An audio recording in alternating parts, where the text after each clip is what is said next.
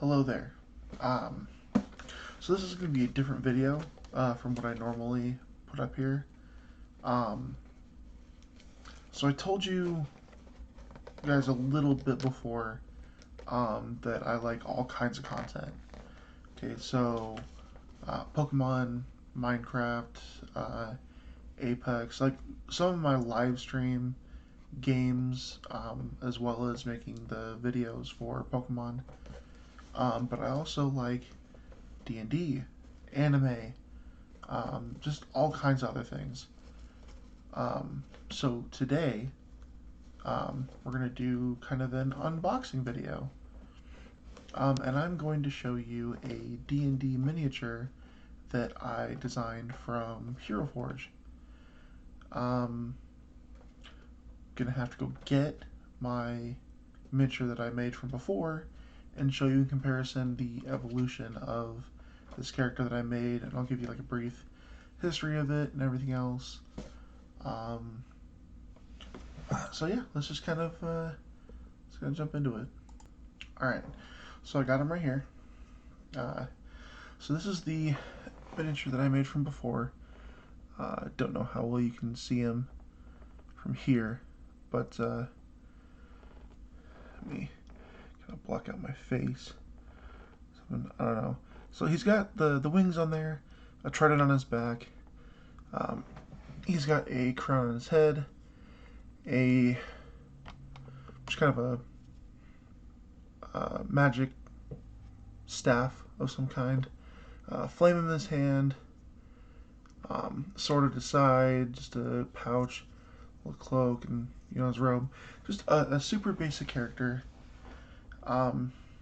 So I named him something before, so I can't use that name because it's copyrighted from a book series that I like. But I renamed him Akarius Everfire, and because when I originally made the character, I made him off of me if I had magic. So when I went and changed his name, like I said, changed it to the name of a book in a book series, which is why it's copyrighted. But it's literally a made up name from that guy's book series. But a little backstory on the character. So he started out as a human sorcerer, criminal. Started off level 1. It's one of the first times that I seriously sat down and played Dungeons and Dragons for the first time for 5th edition. Because I had played 2nd, 3rd, 3.5, 4th edition. But when I played 4th edition, it was more like Pathfinder, and I really fell out of it for a bit. But with the versatility of 5th edition and the really just kind of dumbing it down, I guess you could say. They just really reinvented how things went. I got back into it. I was like, oh, this is just like 3.5. It actually works for me. This is great. So I started off with this character, but he kind of evolved from the time that I knew him in the game. He was a sorcerer for a while. I wouldn't it be dual? Yeah, dual classing. Um, I went into being a cleric as well, because he followed a deity. The entire thing that he wanted to do was become a god, and so that's what he essentially did during the entire campaign, was just build up to become a god. So he gained a little bit of divinity. I became a demigod.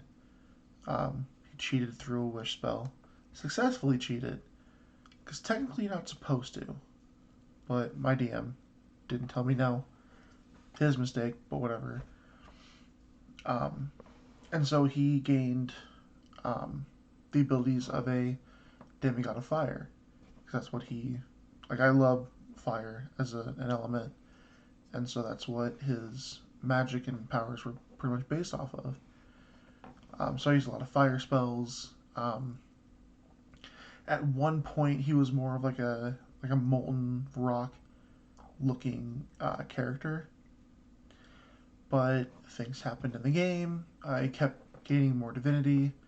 We fought Cthulhu, and then he went to absorb an artifact that would essentially make him immortal, and got sucked into the stone instead. Uh, my DM at that point shut off part one of the campaign and went to part two and introduced the Infinity Stones because Infinity War came out around the same time. Turns out the artifact, which was called the Phoenix Gem, was actually the Soul Stone. So my character was stuck in the Soul Stone for 25 years. In game, out of game, it was like 6 months, maybe. Um, More like three. 3 months would probably be about right. Because we didn't get him. No, it was 6 months. Because we made the second characters, and they had to go through a little bit of their journey before they get to finding out about this guy. And then I sacrificed my character just straight out to essentially trade his soul for this character's, swap it into the Soul Stone.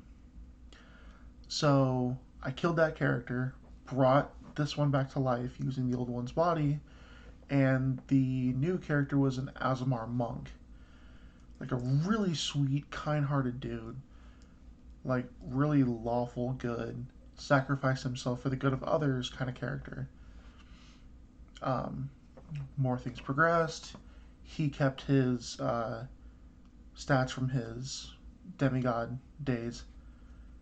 Um, more stuff happened. My DM decided it would be a good ego killer for me to fight the epitome of what that Azamar monk could have been versus what this character was becoming, um, which was an incredible spellcaster. Like at the end of his character sheet, like I rewrote it, and like I didn't rewrite it, like changed a couple of things. I just put it down on paper. Um, and he had the magical capabilities of an epic level 30 sorcerer, a level 20 wizard, and a level 20 paladin. And it's a lot. In total, his character sheet is 6 pages. And even for a level 20 character, if you have that much extra stuff, it's really only like two or three, maybe four at most. This is easily 6 pages and should have actually continued into like seven or eight, but I condensed it because I didn't want to make it too much. He has a lot of spells, spell slots, and just capabilities of magic. His stats are literally god tier. HP is through the roof, but when he fought the monk character, he actually gained what my DM said was the eternal golden flame of the Archangel Michael. Because he wanted to be a fire god, so that's exactly what my DM decided. He's like, you know what? This is going to humble you. You're going to be essentially an angel of good. Because when this character right here went into the other body of the old character, it was an Azamar, so it was more angelic. And then just slowly changed him into being a good guy the entire time. He started off as, I believe, chaotic. No, lawful evil. Then he went to chaotic neutral, then chaotic good, then lawful evil again, then lawful neutral, and then ultimately lawful good. Um, a lot of alignment changes because of the deck of many things, which those can be discussed in later videos. But yeah, so he went, fought my old character the way that the dice rolled. My monk character cut his own head off and gave this character divinity. Um, and the only thing that I didn't design this character to look like was the extra wings that he got. I'm gonna actually change my screen up a little bit to show you. That's why I like this picture so much, is because that is the closest thing I have ever seen to having it look even remotely close to what my character is supposed to look like. Um, with the exception of it's 8 wings and not 6. So 4 sets of 2 wings on each side. Um, but the hood over his head, the flame eyes, fire in his hands, incredible looking armor that's really more of a robe. So with hence the cape back here. Um, However, this is the closest I've ever gotten, and it looks amazing. Um, when you customize a character on Hero Forge, it gives you a certain amount of options, and they've recently expanded since I've gotten this. Like I literally ordered this 2 days before they gave you the option to color it online. And honestly, if I had gotten the chance to color it, I probably would have just stuck to this one. Although his wings were too small, so I might have wanted to change it up a little bit. Um, but honestly, I'm really happy with the way this turned out. Um, Spoiler alert, I already opened it.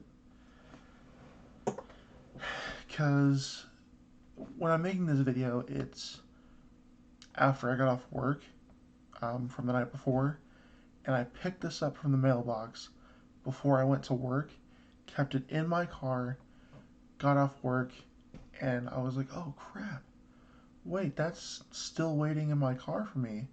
And my coworkers were like, let's go see it.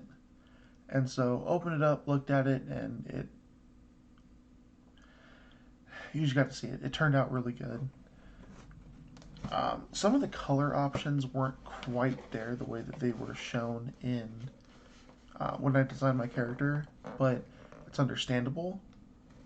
Um, but it even gave me the warning that it wasn't going to look the way that I had designed it online. But honestly, like I'm still super happy with this, and like I'm not disappointed whatsoever. So let's unbox the character. Wow, nails are super sharp. That's great.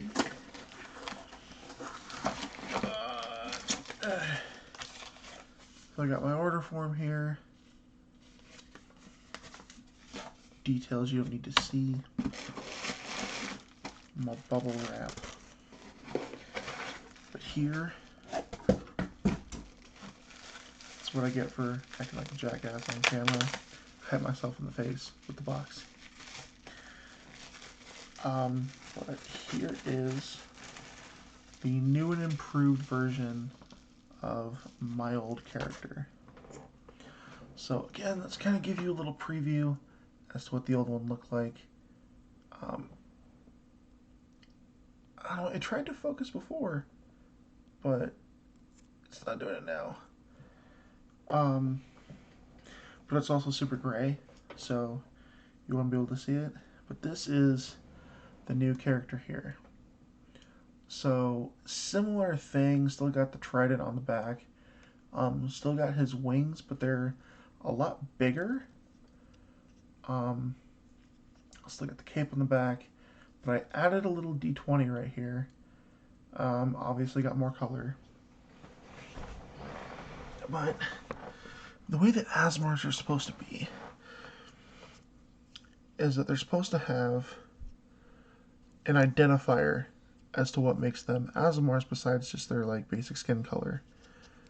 And so in comparison, it's also a larger mini than the last one, but he also has a halo up here. But I got to color individual parts of him, so I don't know why it's not focusing. So it's kind of hard to see, but I got to the stitching for the I guess the sheath on his back is different colored from everything else on there. Um, but yeah, here's a little bit of a closer look. So he's got his like normal facial hair like the last guy did. The individual colored. He's got his flame right there. He's even got the sword on the back, which has got that Bethesda look. It's coming out through the cloak itself, even though it's not really supposed to. But they 3D print these. Oh, got a little bit better of a look there. Just focusing on the look from right there. Hey, look, you can see it better now. But yeah, so that's size difference. This is an XL versus a normal. I'm not going to tell you what I paid for it because just know that you got to bring a lot. Got to have a lot of money for those things. But so they 3D print these. They come in all of their basic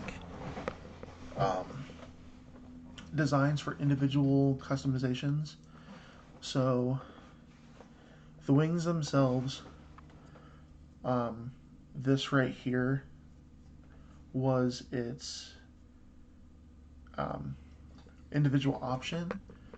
And so when you customize each individual option, it registers as its own part of the miniature itself. So when it all comes together, it's one solid 3D printed figure.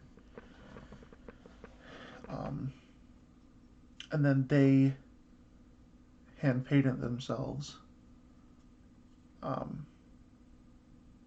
Or they somehow spray it on there. I'm not entirely sure. But they did an amazing, amazing job on this. I am very, very happy. Because now I can go, if I really wanted to, and I am, another spoiler alert, I am going to make another campaign where it's going to finish the thing that they didn't do at the end of their campaign. The end of the campaign for them was stopping, at the time, they didn't know, but this character's dad, from collecting all 6 Infinity Stones and unleashing the Force Horsemen so that they could change the world, and he made a mistake. They rampaged through the world and they killed everything and everyone. Because even in certain parts of D&D, that's like one of the rules is that if the 4 horsemen are introduced, they're essentially supposed to end the universe. So that was the end of this character, although I smudged this character sheet a couple of times. Not the one that I rewrote, but other ones. To continue playing that character. And so I came up with a couple of other different options for how he could have survived that. And one of those was he beat one of the horsemen and escaped through a different portal into another universe through the multiverse theory. Because it's a multiverse for D&D because different DMs are running their own individual universes. So technically, if 2 DMs believed in the multiverse theory, they could essentially be cross-compatible characters into their individual universes as long as it's like agreed on between them. So I had him jump across universes and try to escape. But for the multiverse for him is that the 4 horsemen were introduced every time, and he just barely beat the same horseman before he had to again escape, and he couldn't stop it. So every time I make, not every time, when I make the campaign for him, the backstory is that every time he goes into a universe, it fails. So he assumes the identity of himself from that universe, comes back a little bit more powerful than the last time he was there, and then recruits some new characters and gives him plenty of time to train them up so that they can in turn um, do something that they didn't do before, which should alter the timeline enough to be able to beat the Horsemen, and that's all he wants is revenge. So that's a good campaign starter, um, but the starter campaign is something that he's already done. So essentially, when you go to remake the universe for him and redo the campaign for the starter campaign so that your characters can level up the right way, I have to change a lot of details, or I just start a new campaign from scratch and alter the details enough from the starter campaign so it's nowhere near what's in the book, but it's a similar situation, so it's easy for the players to follow along too. Um, but yeah, so here is Acarius Everfire, the lesser god of fire and not evolution, fire and revolution, wielding the eternal golden flame of the Archangel Michael. Even though his flame is red, because that's just what he chose to do. Um, it won't show you, because it won't focus on the character or the figurine enough.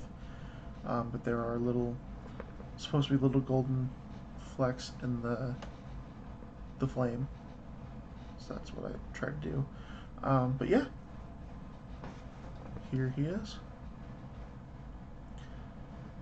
Some of the items that he has, they obviously didn't have on Hero Forge, so I couldn't put him in there with him. But he doesn't have very many items. Like, he literally has his robes.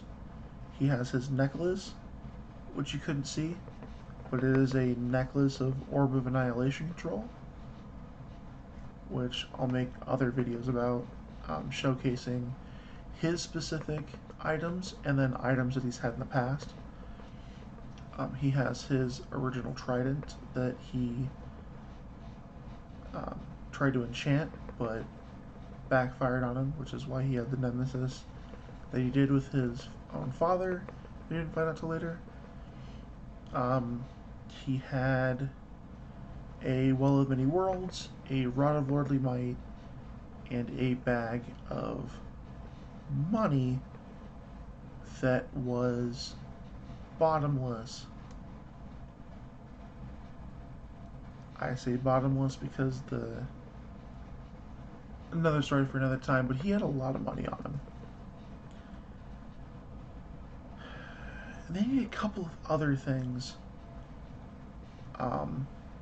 Oh, the Crown of Kings he has on his head, which later on found out that he could put the Infinity Stones in there. Again, will be in the next video. Don't worry, I'm still going to make Pokemon videos and everything else, but I ordered this a while ago, just got it in the mail last night, and I had to show you guys. Because I do want to make D&D videos, I really do. And hopefully one of these days, if I get a group together enough, we can film some of our sessions, and I can put some of it on camera and see if we can actually make like an actual video out of it. Because I've also been watching Critical Role and I want to emulate some of their stuff, but like obviously still make up my own thing. But I'd like to show people some sort of amount of creativity that isn't really given to a lot of games that I feel like I introduced to it. So yeah, thank you guys so much for watching. Like and subscribe, hit the notification bell, whatever, or don't. I don't care. It's up to you. You guys do what you want on YouTube. Just giving you the option in case you want to. But hope you have a good day, and I'll see you in the next video. Alright, later.